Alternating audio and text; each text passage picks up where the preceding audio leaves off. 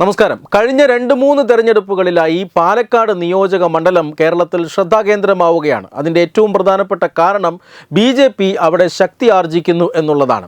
BJP ഈ ശ്രീധരനെ കഴിഞ്ഞ തെരഞ്ഞെടുപ്പിൽ ഈ ശ്രീധരനെ രംഗത്തിറക്കുന്നതോടുകൂടി BJP വലിയ നേട്ടം കൊയ്യുന്നു. പക്ഷേ അവിടെ ഷാഫി പറമ്പിലിനെ തോൽപ്പിക്കാൻ കഴിയാത്ത സാഹചര്യം ഉണ്ടാകുന്നു. പിന്നീട് ഉപതെരഞ്ഞെടുപ്പ് വരുന്നു. ഉപതെരഞ്ഞെടുപ്പിൽ രാഹുൽ മാങ്കൂട്ടത്തിൽ സ്ഥാനാർത്ഥിയാകുന്നു. രാഹുൽ മാങ്കൂട്ടത്തിൽ സ്ഥാനാർത്ഥിയാകുന്നത് ഷാഫിയുടെ ഒരു തണലിൽ തന്നെയാണ്. ഷാഫിയുടെ വോട്ട് ബാങ്കുകളെല്ലാം അതുപോലെ രാഹുൽ മാങ്കൂട്ടത്തിലേക്ക് പോൾ ചെയ്യപ്പെടുകയായിരുന്നു. ചില എതിർപ്പുകളൊക്കെ കോൺഗ്രസിൽ ആ സമയത്തുണ്ടായി. രാഹുൽ മാങ്കൂട്ടത്തിലിനെ അവിടേക്ക് കെട്ടിയിറക്കുന്നതിനെതിരെ ചില എതിർപ്പുകളൊക്കെ ഉണ്ടായി. അവിടെ കെ മുരളീധരൻ സ്ഥാനാർത്ഥിയായി വരണമെന്നൊരു വിഭാഗം കോൺഗ്രസ്സുകാർ ആഗ്രഹിച്ചിരുന്നു. അവർ അതിനുവേണ്ടി ഹൈക്കമാൻഡിലേക്ക് കത്തയക്കുകയും മറ്റുമൊക്കെ ചെയ്തതാണ്. പക്ഷേ അതൊന്നും അംഗീകരിക്കപ്പെട്ടില്ല. പക്ഷേ എങ്കിലും രാഹുൽ മാങ്കൂട്ടത്തിൽ സ്ഥാനാർത്ഥിയായി വന്നതോടെ കോൺഗ്രസിൻ്റെ വോട്ടുകളെല്ലാം അദ്ദേഹത്തിന് അനുകൂലമായി സമാഹരിക്കപ്പെടുകയായിരുന്നു. ആ രീതിയിൽ രാഹുൽ മാങ്കൂട്ടത്തിൽ വലിയ വിജയം തന്നെ നേടുന്നു. അവിടെ വിജയം പ്രതീക്ഷിച്ചിരുന്ന BJPക്ക് കഴിഞ്ഞ ഉപതെരഞ്ഞെടുപ്പിൽ അടിതെറ്റുന്ന കാഴ്ചയും നമ്മൾ കണ്ടു. ഇപ്പോഴിതാ വീണ്ടും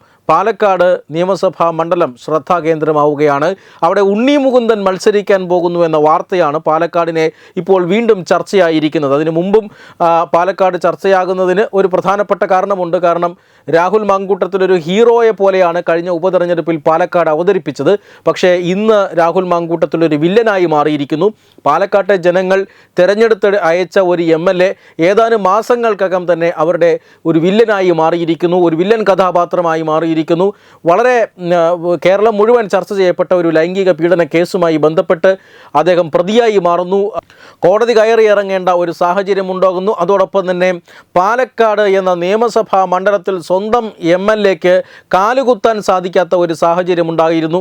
ആ മണ്ഡലത്തിൽ പാലക്കാട് MLA എന്ന് പറഞ്ഞ് ഇറങ്ങി നടക്കാൻ കഴിയാത്ത സാഹചര്യം ഇപ്പോഴുമുണ്ട്. ഇത് കോൺഗ്രസ് പാർട്ടിയെ വലിയ രീതിയിൽ ക്ഷീണിപ്പിച്ചു എന്ന കാര്യത്തിൽ തർക്കമൊന്നുമില്ല. രാഹുൽ മാങ്കൂട്ടത്തിലിൻ്റെ രാഷ്ട്രീയ ഭാവി തന്നെ അതോടുകൂടി ഇല്ലാതാകുന്നു. പക്ഷേ കോൺഗ്രസ് പാർട്ടിക്ക് BJPയും കോൺഗ്രസും തമ്മിൽ നേർക്കുനേർ ഏറ്റുമുട്ടുന്ന ഒരു മണ്ഡലത്തിൽ ഇതിൽ പരം വലിയൊരു ക്ഷീണം കോൺഗ്രസ് പാർട്ടിക്ക് സംഭവിക്കാനില്ല. കാരണം അവർ കഴിഞ്ഞ തെരഞ്ഞെടുപ്പിൽ ഉപതെരഞ്ഞെടുപ്പിൽ എടുത്തുകൊണ്ട് വന്ന് നിർത്തിയ സ്ഥാനാർത്ഥി അമ്പെ പരാജയപ്പെട്ടു പോയിരിക്കുന്നു. ജനങ്ങൾ അദ്ദേഹത്തെ വിശ്വസിച്ചു. പക്ഷേ പിന്നീട് അദ്ദേഹം അമ്പെ പരാജയപ്പെട്ടു പോകുന്ന കാഴ്ചയാണ് കാണുന്നത്. തീർച്ചയായും അവിടെ തൊട്ടു പിന്നിലുള്ള BJPക്ക് ഇതിൽ ഒരു വലിയ പ്രയോജനം ലഭിക്കുമെന്ന കാര്യത്തിൽ തർക്കമൊന്നുമില്ല. പക്ഷേ BJPക്ക് ഇതെല്ലാം വോട്ടാക്കി മാറ്റണമെങ്കിൽ, അവിടെ ഒരു മികച്ച വിജയം ഉറപ്പാക്കണമെങ്കിൽ അവിടെ ഒരു പൊതുസമ്മതനായ സ്ഥാനാർത്ഥി വരണം. കാരണം ഈ ശ്രീധരൻ അവിടെ നേടിയ വോട്ടുകളുടെ എണ്ണം, അവിടെ ഉണ്ടാക്കിയ ചലനം അത് വളരെ വലുതായിരുന്നു. വളരെ നേർത്ത വോട്ടുകൾക്ക് മാത്രമാണ് BJPക്ക് ആ മണ്ഡലം അന്ന് നഷ്ടമായത്. അതുകൊണ്ട് തന്നെ ഇപ്പോൾ കോൺഗ്രസ് വിരുദ്ധ വികാരം ശക്തമാണ്. LDFനെതിരെ ഭരണവിരുദ്ധ വികാരം ശക്തമാണ്. ശബരിമല സ്വർണ്ണക്കൊള്ള അടക്കം വലിയ ചർച്ചാ വിഷയമാകുന്ന സമയമാണ്. ഈ സമയത്ത് BJP കഴിഞ്ഞ കുറേ നാളുകളായി പാലക്കാട്ടെ ജനങ്ങളുടെ മുന്നിൽ വെക്കുന്ന ഒരാവശ്യം, ഞങ്ങൾക്ക് ഒരവസരം തരുമെന്നതാണ്. തീർച്ചയായും ഈ അവസരം കൊടുക്കാൻ പാലക്കാട്ടെ ജനങ്ങൾ ഇത്തവണ തയ്യാറാകുമെന്നുള്ളതിൽ യാതൊരു സംശയവും വേണ്ട. കാരണം ആ രീതിയിൽ BJPക്ക് അനുകൂലമായ രാഷ്ട്രീയ സാഹചര്യങ്ങൾ പരുവപ്പെട്ട് കഴിഞ്ഞിരിക്കുന്നു. കഴിഞ്ഞ തവണ കോൺഗ്രസ് കെട്ടിയിറക്കിയ സ്ഥാനാർത്ഥി വൻ പരാജയമായി മാറുന്നു.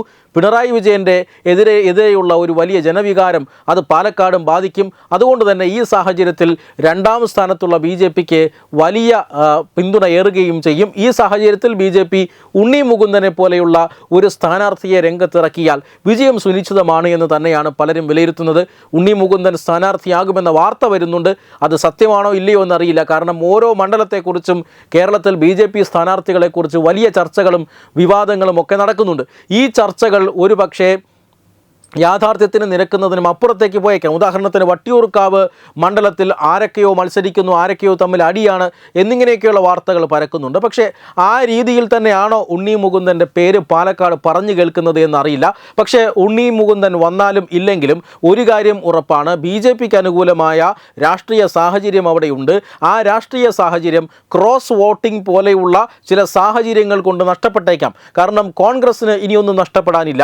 അതുകൊണ്ട് തന്നെ കോൺഗ്രസ്സിനും LDFനും അത് ഒന്നും നഷ്ടപ്പെടാനില്ലാത്ത ഒരു സാഹചര്യമുണ്ട്. LDFന് കേരളത്തിലെ ഒരു മണ്ഡലത്തിലും വലിയ പ്രതീക്ഷയുള്ള ഒരു സാഹചര്യമല്ല. അതുകൊണ്ട് തന്നെ കോൺഗ്രസും LDFും അവിടെ ഒത്തുചേർന്ന്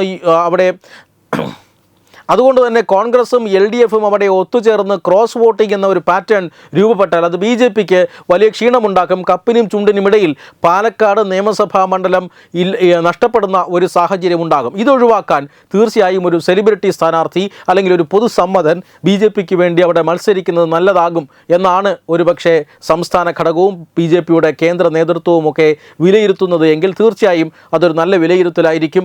അവിടെ ഒരു പൊതുസമ്മതനായ BJP സ്ഥാനാർത്ഥി വരികയാണ് എങ്കിൽ വിജയസാധ്യത കൂടുതലാണ് എന്ന് ചിന്തിക്കുന്നവരാണ് മണ്ഡലത്തിൽ ഏറ്റവും അധികം ഉള്ളത്. അതുകൊണ്ട് തന്നെ ഈ വാർത്ത മണ്ഡലത്തിലെ ജനങ്ങളെ എന്ന് മാത്രമല്ല കേരളമെമ്പാടും വലിയ ഉത്സാഹത്തോടു കൂടി BJP പ്രവർത്തകർ സ്വാഗതം ചെയ്യുന്നതും സ്വാഭാവികമാണ്. വെബ് ഡെസ്ക് തത്തുമൈ ന്യൂസ്.